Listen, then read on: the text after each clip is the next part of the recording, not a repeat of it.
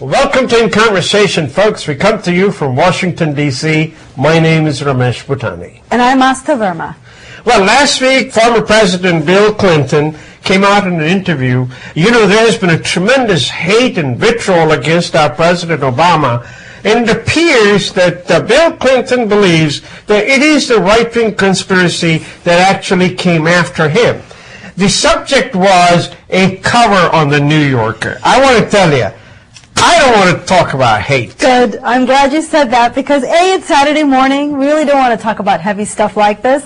And number two, there's just so much more fun stuff in the news. But if we're on the subject of politics, I have to talk about my favorite topic. You know, Sarah Palin. Sarah Palin. So we've all been wondering where Miss Sarah Palin is these last couple months because, you know, only 4 months ago, she resigned her position as the post of the governor of Alaska. So where has she been? She has been writing her memoirs. But get this, you know, it takes people a few years to write their memoirs. They have to gather their thoughts. They have to tell the story of their lives, the meaning, the impact. Miss Sarah Palin wrote her memoir in 4 months. Apparently she works day and night, but her memoir is going to be available in time for the holiday season because I know it's going to be on your list and mine for Christmas this year. They say, Koda Paha Nikli Chuya. Everybody was thinking of conspiracy theories. He was going to run for president. All it was writing a book, trying to sell, make some money. Hey. But I want to tell you what is happening, a trend that you need to understand. We here in America, particularly the young girls, they always want to have destination wedding. Because if you do it in town, you have to invite everyone. Yeah. But if you have a destination wedding, first of all, it may be the Virgin Islands, it may be the Puerto Rico, or it may be California. It's the dream wedding. Yeah, it may be on the beaches or the others. Destination weddings have become very popular, and it's no different in India. The trend in India is to now go in foreign countries to have your kids getting wed. This story talks about a Gujarati Jain by the name of Mr. Mutta. He decided that he wants to have a perfect, blissful wedding for both his kids. He had one wedding done in Macau, in the Venetian. The newest, biggest, grandest hotel there is. That's right. And his daughter got married in Bangkok. Wow.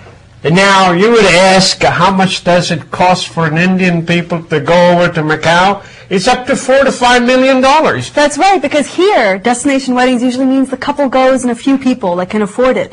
But in India, you're flying all your guests over, renting out the plane and the hotel as you do. It's incredible to me. That's $4 million. He had 250 support staff. He took cooks from India to make sure they cooked the perfect Gujarati vegetarian meal. Wow. And Venetian allowed them to do that. The only thing, after spending $4 and $5 million that he did not get in Macau, was that he wanted his son to ride on the elephant. Of course. Of course. Unfortunately, there is no such thing as in Macau. There is a rule that you cannot ride an elephant. Elephant can only be used in a circus. And of course, elephant has to be imported. And they were willing to import it, but the government said no. Money can't buy you everything. Couldn't even find a white horse. Had to be on a brown horse. But the story is that there is enough money and enough will that the other countries, France, Switzerland, Malaysia, Singapore, Hong Kong, and many other countries are lined up in India trying to tell these rich people about destination wedding in their country. I blame Bollywood. You know, we have so glamorized our weddings and made them so just immense affairs, right? Full of color, full of food, full of life, that now it is all about what can I do that's bigger and better than the last thing that we all saw, right? I mean, this is just getting more and more elaborate. And, you know, it's fascinating. But I would think somehow that $4 to $5 million could be put to different use, maybe help a little more people than just on one day. This is really amazing. It definitely is. I'll tell you what's more amazing, though. You know, okay, so the money in India is flowing amongst the elite. That's clear. But guess where it's not flowing? From the politicians anymore. Did you read this article? I love this article.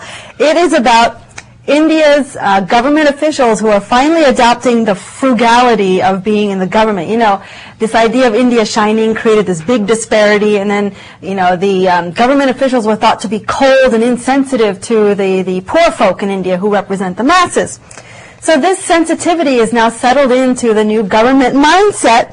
The government has asked all ministers to travel in coach class and not to throw lavish banquets in the guise of official meetings. And to some degree, politicians have really lended this a lot of support. Sonia Gandhi traded her private aircraft for a commercial flight to Mumbai. Her son, Rahul Gandhi, took the train from Delhi to Ludhiana instead of taking a flight like he could have done.